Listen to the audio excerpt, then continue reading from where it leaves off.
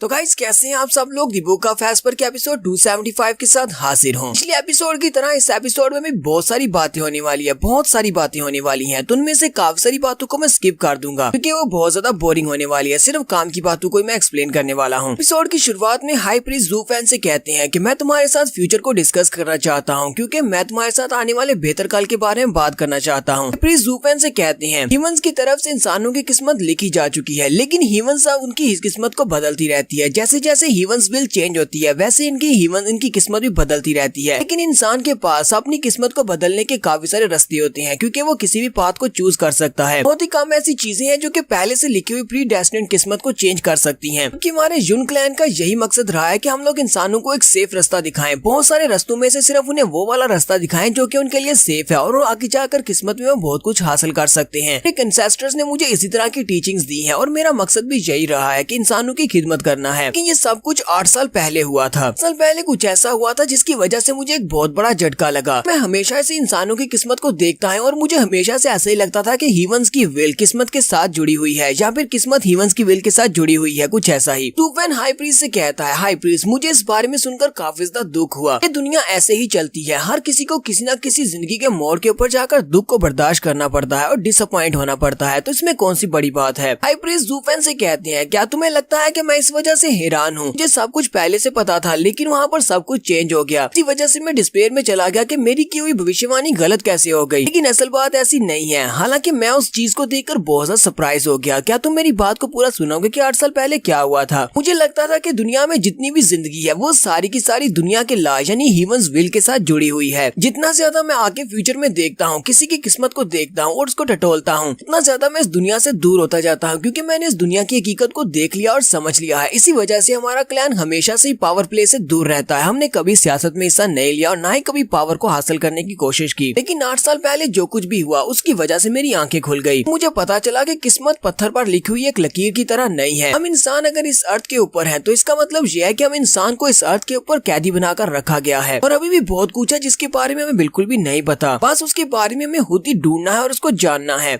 ज़ूफेन उसकी बातें सुनने के बाद काफी बोर हो रहा था। ज़ूफेन सोच रहा था पता नहीं ये बूढ़ा घुसट किस बारे में बात कर रहा है, लेकिन अपनी बातों से मुझे बहुत ज्यादा बोर कर रहा है। हाई प्रीस्ट ज़ूफेन की तरफ देखते हैं और कहते हैं तुम्हारे चेहरे के एक्सप्रेशन देखकर तो ऐसे लगता है कि जैसे तुम मेरी बातें सुनकर बहुत ज्यादा बोर हो रहे हो। लगता है कि तुम्हें इन सारी बातों में ज्यादा दिलचस्पी नहीं है। तो चलो मैं डायरेक्टली पॉइंट की बात पर आता हूँ। ये सब कुछ शुरू हुआ तब 8 साल पहले जब तुमने 7th एल्डर को मारा था, यू गुइकी को मार डाला था। तुम्हारे इस एक्ट की वजह से किस्मत बुरी तरह से चेंज हो गई थी। तुमने उस वक्त लोगों की किस्मत की लाइन के साथ छेड़छाड़ कर दी क्योंकि 7th एल्डर का जो भविष्य मैंने देखा हुआ था उसका भविष्य बहुत ज्यादा डेंजरस था, यानी कि उसने बहुत सारे खतरों का सामना करना था। लेकिन इतनी जल्दी उसकी मौत होना नहीं लिखा हुआ था। उसे उस दिन मार डाला, हालांकि उसकी किस्मत में अभी 20 साल और जीना लिखा हुआ था। तो मैंने उसकी बात सुनने के बाद सोच रहा था ये बात तो ठीक है कि आज से 8 साल पहले मैंने 7th एल्डर को मार डाला था और इस सब की शुरुआत तभी हुई थी जब मैंने 7th एल्डर को मारा। तो उसके बाद टिंजू एम्पायर में काफी ज्यादा फेमस हो गया था कि 7th एल्डर को टिंजू एम्पायर का तीसरा बड़ा जीनियस डेविल माना जाता था। लेकिन किसी एक इंसान को मारने से दुनिया की किस्मत को बदल देने से क्या मतलब है। हाई प्रीस्ट फिर से स्टोरी स्टार्ट करते हैं। हाई प्रीस्ट उसे कहते हैं इस दुनिया में जितने भी इंसान हैं उन सभी के पास अपनी किस्मत की एक रेखा है। सारी की सारी रेखाएं ह्यूमंस विल के साथ जुड़ी हुई हैं। लेकिन ये सारे इंसान जिंदगी में कभी न कभी एक दूसरे के साथ इंटरेक्ट जरूर करेंगे। उनकी किस्मत एक दूसरे के साथ जुड़ी हुई है और किसी न किसी मोड़ पर वो आपस में मिलते हैं तब उनकी किस्मत आपस में जुड़ती है। जिस 7th एल्डर को तुमने मार डाला था उसकी किस्मत में 20 साल बाद मरना लिखा था, जहाँ पर एक सिविल वार होगी। उस सिविल वार के दौरान उसने मरना था। जब मुझे 7th एल्डर के मरने की खबर पता चली मैं बहुत ज्यादा शॉक हो गया कि आखिर ऐसा कैसे हो सकता है, किस्मत इतनी बुरी तरह से कैसे बदल सकती है। मैंने उसी वक्त दोबारा से आसमान की तरफ देखा और ह्यूमंस की विल से जानने की कोशिश की यहाँ पर क्या हुआ है। तो उसी वक्त मुझे पता चला कि एक मरा हुआ इंसान दोबारा से जिंदा हो गया है। न सिर्फ वो जिंदा हुआ है बल्कि उसने इस अर्थ के ऊपर जितने लोग हैं उन सभी की किस्मत के ऊपर इफेक्ट करना स्टार्ट किया है। सिर्फ इतना नहीं बल्कि उसके साथ तो किस्मत की रेखाएं ही नहीं जुड़ी हुई। मैं चाहे कितनी ही कोशिश कर लूं पर मैं तुम्हारे साथ जुड़ी हुई किस्मत की रेखाओं को नहीं देख सकता। तुम्हारी किस्मत के बारे में कोई भी नहीं बता सकता। जिंदगी में जिससे भी मिलते हो तुम उसकी किस्मत को बदल देते हो। हमारा हर एक एक्शन दूसरे की किस्मत को बदलने की ताकत रखता है। हमारी वजह से बहुत ज्यादा स्ट्रॉन्ग बहुत ज्यादा वीक बन गए, जबकि बहुत ज्यादा वीक बहुत ज्यादा स्ट्रॉन्ग बन गए। तुम तो एक डीमन किंग की तरह हो कि रीइंकार्नेट होकर हमारी दुनिया में आ गया है कि इस पूरी दुनिया को अपसाइड डाउन करने की ताकत रखता है। ज़ूफेन हाई प्रीस्ट से कहता है हाई प्रीस्ट तो क्या तुम यहाँ पर मेरी तारीफ कर रहे हो मुझे एक डीमन किंग कहकर। हाई प्रीस्ट उसे कहते हैं ये बात तुम मुझसे ज्यादा अच्छी तरह से जानते हो कि तुम क्या हो। ये बात भी तुम्हें अच्छी तरह से पता है कि तुमने यहाँ पर कितने ज्यादा लोगों की किस्मत को चेंज किया है। सबसे पहले बात करते हैं तुम्हारी लू फैमिली की। तुम अपनी लू फैमिली से मिले थे तब तुम्हारी लू फैमिली मरने की कगार पर थी। लू फैमिली के पास सिर्फ 3 लोग जिंदा बचे थे कि उनकी बाकी की सारी फैमिली मारी जा चुकी थी। वो एक 3rd क्लास की बहुत ही छोटी सी फैमिली थी, लेकिन तुम्हारे मिलने के बाद अब जरा देखो, लू फैमिली 8वीं बड़ी फैमिली बन चुकी है। सिर्फ 8वीं बड़ी फैमिली नहीं बल्कि 7वीं बड़ी फैमिली की हेड फैमिली भी है। के बाद तुमने एक लड़की के लिए 7th एल्डर को मार डाला और वहीं से तुम्हें एक लड़का मिला जिसका नाम जीटियान था। इसके साथ साथ जीटियान की फैमिली तुम्हारी एलाई बन गई। यहाँ से तुम्हें 2 पावरफुल फैमिलीज का सपोर्ट मिला। के बाद तुम कहाँ पर गए? तुम एडिफाइसिस लॉर्ड चू के पास चले गए और वहाँ पर जाकर उनकी फैमिली, क्योंकि बहुत ज्यादा वीक थी, इंपीरियल फैमिली वालों ने उन्हें निशाना बनाया हुआ था। वो इंपीरियल फैमिली वाले उनकी फैमिली को डिस्ट्रॉय करना चाहते थे क्योंकि वो बाकी की फैमिली से ज्यादा वीक थे। लेकिन वहाँ पर तुमने हांगपो किंगटियान के दूसरे बेटे को मारकर उनको बचा लिया और उसके बाद से उनकी फैमिली भी राइज कर रही है। उनकी किस्मत को भी बदल दिया। अब जरा खुद ही सोच कर देखो, सिर्फ एक इंसान, तुम जहाँ पर भी जाते हो वहाँ पर कुछ तबाही मचा देते हो और उन सभी की किस्मत को बदल देते हो। ज़ूफेन उसकी बातें सुनने के बाद कहता है, मुझे तो तुम्हारी बातें सुनने के बाद ऐसे ही लगता है कि तुम्हारी हीवंस की विल ऐसे ही चाहती थी कि मैं वहाँ पर जाऊँ और जाकर उन सभी की किस्मत को बदल दूं। हाई प्रीस्ट ज़ूफेन से कहते हैं, तुम्हें ऐसा लगता है, लेकिन तुम्हारे बारे में मैं कुछ भी नहीं कह सकता क्योंकि तुम्हारे साथ तो किस्मत की रेखाएं जुड़ी ही नहीं है। चाहे तुम्हें कितना ही देखने की कोशिश क्यों न कर लूं, लेकिन मैं तुम्हारे फ्यूचर को नहीं देख सकता। तुम्हारी किस्मत में आगे क्या लिखा हुआ है। ऐसे लगता है कि जैसे तुम 2 दुनियाओं के बीच में चल रहे हो। 2 दुनियाओं के बीच में चलने का मतलब यह है कि तुम किस्मत के साथ जुड़े हुए नहीं हो। तुम्हारी किस्मत तुम्हारे अपने हाथ में है, तुम जो चाहे वो यहाँ पर कर सकते हो। ज़ूफेन ये वाली बात सुन के और भी हैरान होता है। ज़ूफेन सोच रहा होता है, इस बूढ़े खुसर ने बिल्कुल ठीक कहा। मुझे भी ऐसा ही लगता है कि जैसे मैं 2 दुनियाओं में अकेला चल रहा हूँ और मेरे अलावा यहाँ पर कोई भी नहीं है और मैं किसी भी चीज से जुड़ा हुआ नहीं हूँ। ज़ूफेन कहता है, जब हम लोग परफाउंड राम से आगे जाते हैं एथेरियल स्टेज में, तब हम लोग अपनी बॉडी से अपनी सोल को अलग कर सकते हैं, किसी दूसरी की बॉडी को पोजेस कर सकते हैं। लेकिन हम लोग इसको रीबर्थ नहीं कहेंगे कि वो मरा नहीं है। इनकार्नेशन तो मरने के बाद होती है, उसने सिर्फ अपनी बॉडी से अपनी सोल को छोड़ा है। लेकिन मेरा केस तो बहुत ज्यादा डिफरेंट है। यहीं पर हमें रियल ज़ूफेन को भी दिखाया जाता है। पहली एपिसोड में रियल ज़ूफेन इसी तरह दिखता था। उसका नाम ज़ू जीफेन था और ये डीमन एम्परर था। के हीवन के जो एम्परर थे उन सभी ने मिलकर इसके ऊपर अटैक किया था और इसका अपना एक शागिर्द जिसने इसको धोखा दे दिया, इसकी पीठ में खंजर घोंपा था। वहाँ पर ज़ूफेन ने बुक ऑफ एस्पर को बचाने के लिए अपनी पूरी बॉडी को वहाँ पर जला दिया था। वहीं पर मरने के बाद ज़ूफेन अर्थ के ऊपर आ गया, लू फैमिली के बटलर की बॉडी के अंदर समा गया और उसके बाद से ये यहाँ पर ज़ूफेन बनकर रह रहा है। और ज़ूफेन को खुद भी नहीं पता कि ये सब कुछ कैसे हुआ, मरने के बाद वो रीइंकार्नेट कैसे हुआ। ज़ूफेन कहता हो सकता है कि बुक ऑफ एस्पर के सीक्रेट्स की वजह से बॉडी वहाँ पर डिस्ट्रॉय होने के बाद मैं अर्थ के ऊपर लू फैमिली के इस छोटे बटलर की बॉडी में रीइंकार्नेट हो पाया हूँ। इसका मतलब यह है कि मैं 2 दुनियाओं के बीच में फंसा हुआ हूँ। इसी वजह से तो कोई मेरी किस्मत को डिस्टिन नहीं कर सकता। हाई प्रीस्ट ज़ूफेन से कहते हैं, मुझे नहीं पता तुमने ऐसा कैसे किया, लेकिन तुम्हारे यहाँ पर होने से बहुत सारे लोगों की किस्मत बदलती जा रही है। ऐसे तो मैं शुरुआत में इस सब को सीक्रेट रखना चाहता था, लेकिन तुम्हारा भरोसा हासिल करने के लिए मैं तुम्हें ये बात बता देता हूँ। वो लड़का जिसको तुमने मार डाला, हांगपो किंगटियान, इसके अंदर एक नया एम्परर बनने की पूरी क्वालिटीज थी। तुमने एसोटेरिक डिबेट के दौरान उसको मारा नहीं होता। इस लड़के की किस्मत में लिखा हुआ था कि वो हमारे टिंजू एम्पायर का नया एम्परर बन जाए। ज़ूफेन भी ये बात सुनते ही बहुत ज्यादा हैरान हो जाता है। हाई प्रीस्ट ज़ूफेन से कहती है, मैंने उस लड़के की किस्मत को एक बार देखा था और मुझे उसी वक्त समझ आ गई थी कि